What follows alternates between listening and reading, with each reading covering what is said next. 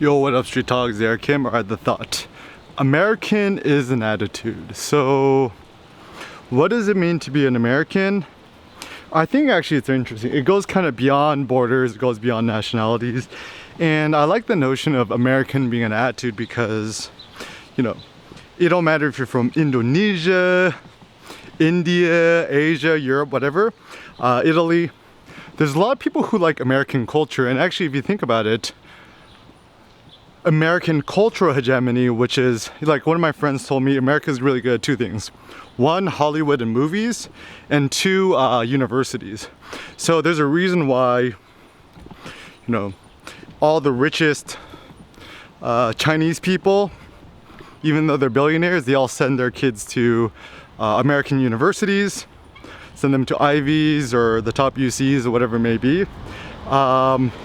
There's a reason why Transformers and Avengers and Marvel movies are watched in every single country. There's a reason why we all watch American movies, but we all don't watch Chinese movies. And I guess this is the optimistic note, is that as long as there's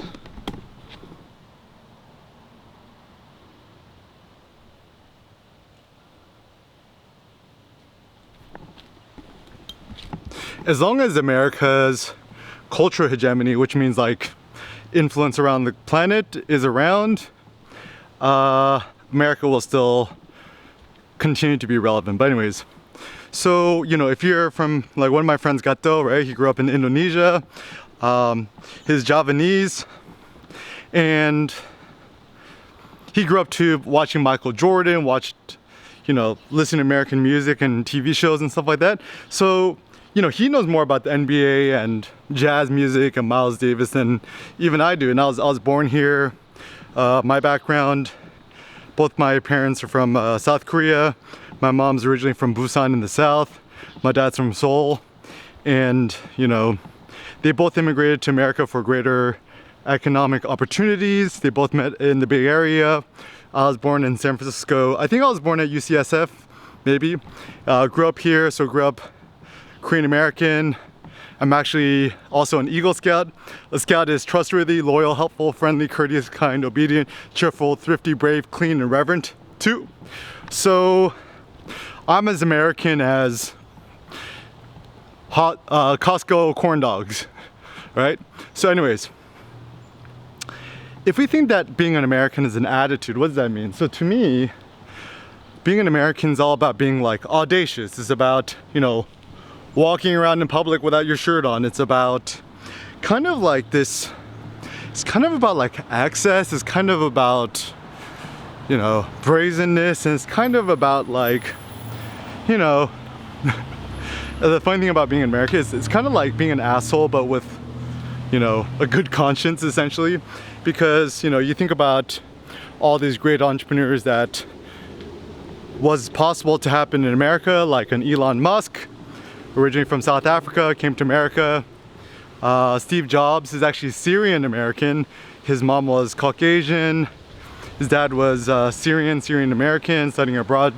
And Steve Jobs was born out of wedlock, so he was kind of given up for adoption. And, Kanye West, Jay-Z, etc. So there's lots of great Americans who, it don't really matter what they're from or whether, OG nationality or ethnicity or their nation was, but certainly to be an American is an attitude. So for me, if I was born in Korea, no way, Jose, could I have ever made it this far for me being a photographer, blogger, internet personality, whatever you want to call me. And even my line of thinking, I'm actually like, people still don't like it, but at least for me, thinking different, being aberrant, and challenging social norms, it's certainly far more tolerated in America than it is other countries. So like there's this saying in Chinese, the nail that sticks out the most has to be hammered in the hardest.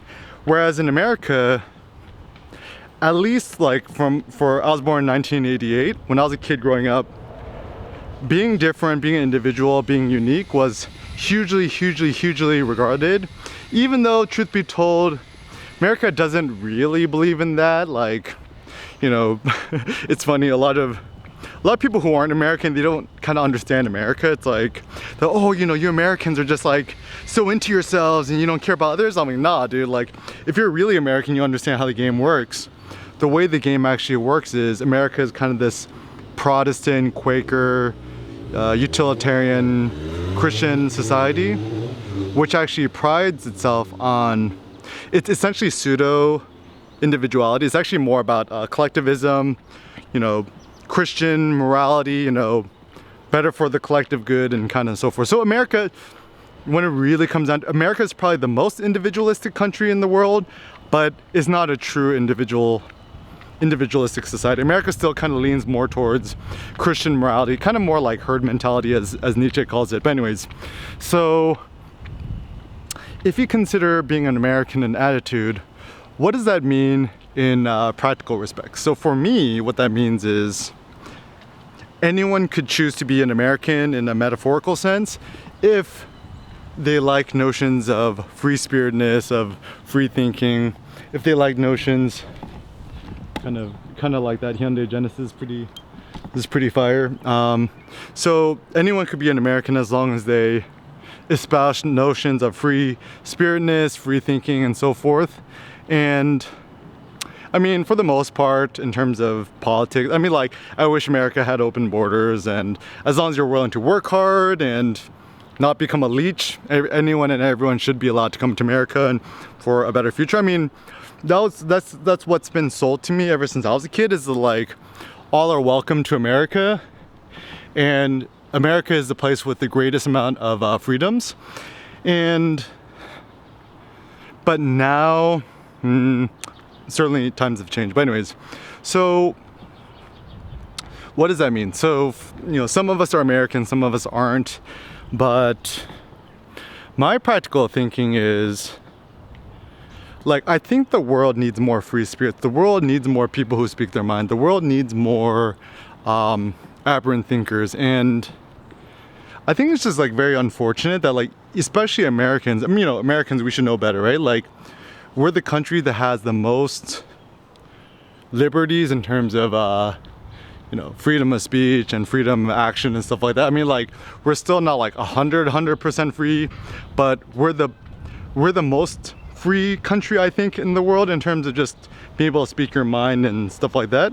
And, you know, there's certainly a lot of downsides that come with that, but for the most part, I think if that's the case, us in America, we shouldn't take our liberties for granted, which means, you know, stop being an Insta slave, or stop using Facebook, Instagram, even YouTube is kind of a trap too.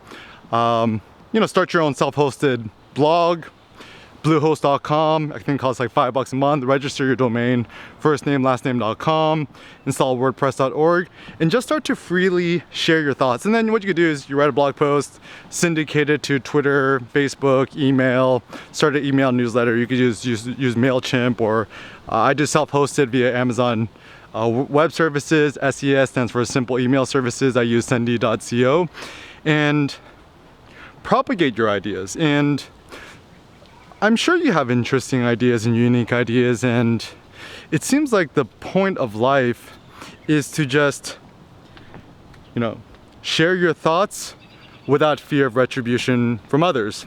And I think that's probably the greatest gift of being alive and also being in America, is that truly, at least compared to other countries, we have the most freedom of speech and the most freedom of press, and I feel like these liberties shouldn't be taken for granted.